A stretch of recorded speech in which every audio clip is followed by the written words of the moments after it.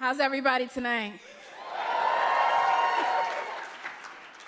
Thank you for that introduction, Michael. That's very uplifting. Let's go. In 2004, that was 15 years ago, I was sitting at my desk at that engineering job that Michael talked about, and I was reading emails about my current project. You know, at the time, I was a process engineer for a Fortune 100 pharmaceutical company.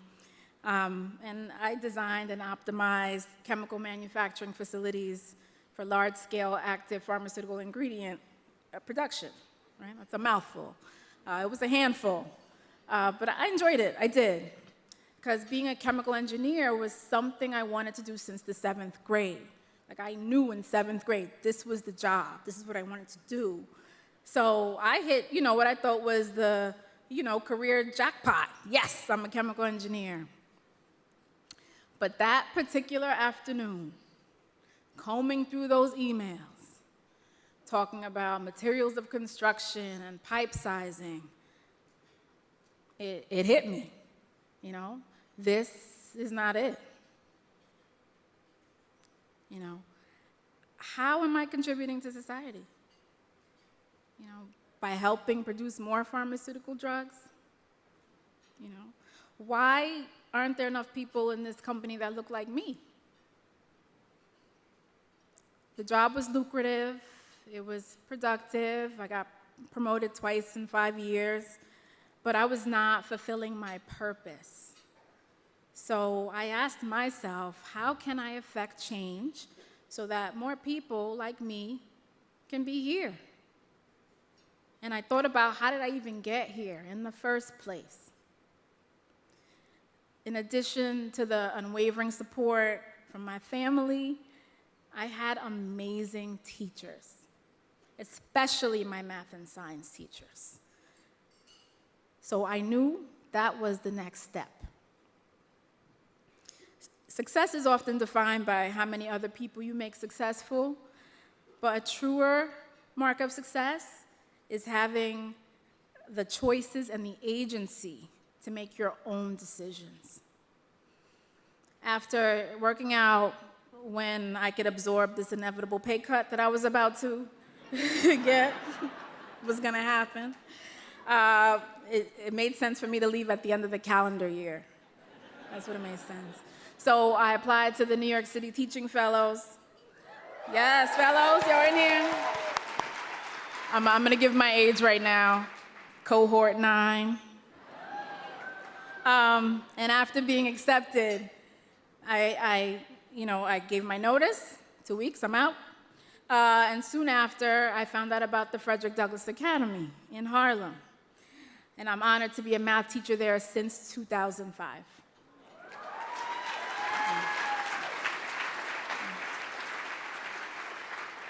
Now, while FDA has its own storied history, it's housed in the same building that was the former IS-10. IS-10 was a middle school where a young James Baldwin cultivated his writing skills over 80 years ago. Yeah, of course. James is here, he's here. A fun fact, it was his Baldwin's math teacher, actually, who encouraged him to become editor of the school newspaper, the Douglass Pilot. Fun fact, math teachers are great. So are science teachers, At this moment in 2019, our education system is not equitable and just. Like Michael said, 85% of the 1.1 million students in the New York City school system are students of color. We often talk about the importance of inspiring them in STEM, but how often do we highlight contemporary examples of mathematicians and scientists who look like our students? One example is Dr. Hadia Green. Dr. Hadia Green is one of the few Black women to earn a PhD in physics. She's currently an assistant professor at Morehouse School of Medicine. Yeah.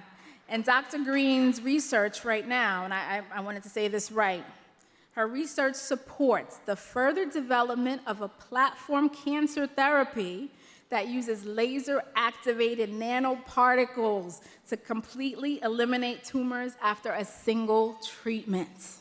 She's doing this right now. Right now. You know, if your family has been touched by cancer, like mine has, this is important. This is important. And her treatments have no observable side effects as studied in her lab mice, unlike radiation and chemotherapy. Dr. Green is doing this right now. In addition to contemporary examples, students of color rarely see their own histories and cultures reflected in the curriculum. Instead, in the curriculum, it often portrays them as subjugates to Europeans. In math, if they're fortunate enough to reach calculus, for example, our students are usually taught about Newton and Leibniz and their contributions, but they're not also taught about the contributions of Hassan ibn al-Haytham. He's a 10th century Iraqi mathematician, and he was the first person who was known to integrate a fourth-degree polynomial to find the volume of a paraboloid. Right? Some of you can really appreciate that. Some of you are like, what? What? But that's important. That's important because in doing so, he laid the foundation that Newton and Leibniz and other people build upon. Right? Our students are not taught about the underground carved churches in Lalibela, Ethiopia. Okay? You may not know this. These churches, which are still in use today, were carved out of a single stone in the 12th and 13th century. They were carved from the top down, out of a single stone. These are engineering marvels. Our students don't know about this. You know, when these histories are omitted intentionally or not, all students internalize a belief based on a false narrative that contemporary and historical accomplishments in STEM are and were achieved exclusively by white men.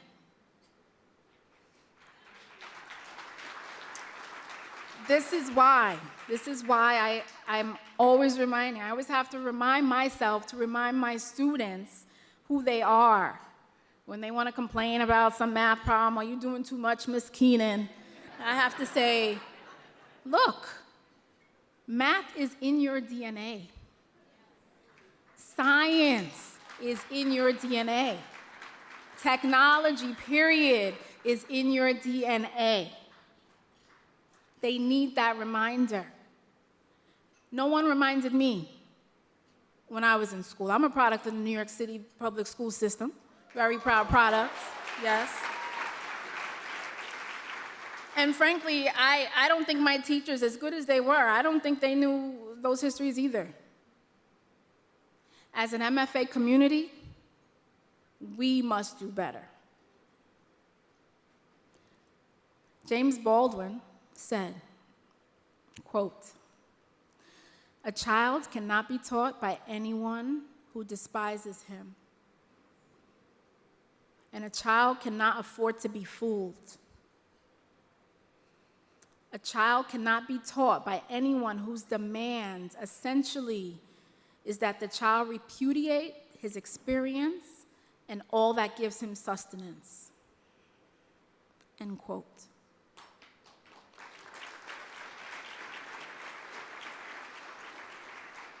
Unfortunately, there are children across New York City whose experiences are repudiated every day in school.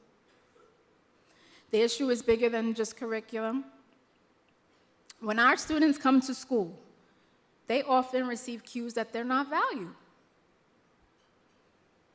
When teachers just assume students are poor, that is a cue. When teachers celebrate a student's success for meeting some lower standard, that is a cue. When teachers say they don't see race, that is a cue.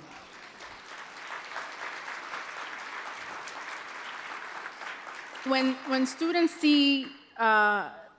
learn that their teachers became an educator because their other aspirations just didn't work out, that's a cue.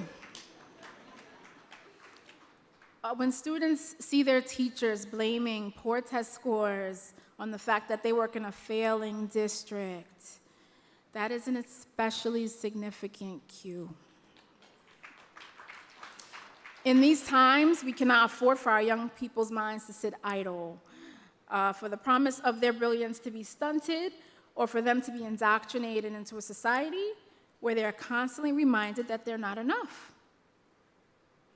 At MFA, we have an extraordinary opportunity and responsibility to work towards equity and justice, and to cultivate curricula that does not repudiate our students' experiences. We have an opportunity. Every year, alongside of all the great content offerings, because you know how big that catalog has gotten, right? It's a lot. It's a good thing.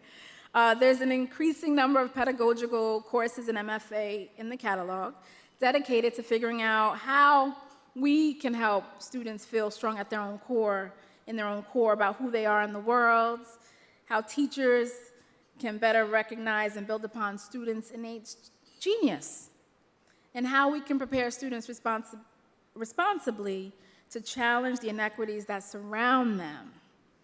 You know, this is a great start. It's a great start. But too often, these courses at MFA are predominantly filled with teachers of color. Together, here, we are more than 1,000 teachers representing more than 400 schools. And MFA has the power to effect real change in our system, in this educational system, but we cannot challenge inequitable systems and level the playing field for all of our students unless we are all committed and involved. Yeah. We must all see these children as our own children, right? Our own children. We must leave our comfort zones. But part of being a true master teacher is the willingness to push ourselves to gain new knowledge in all areas of teaching and not simply those in which we feel the strongest. We can and we should do better.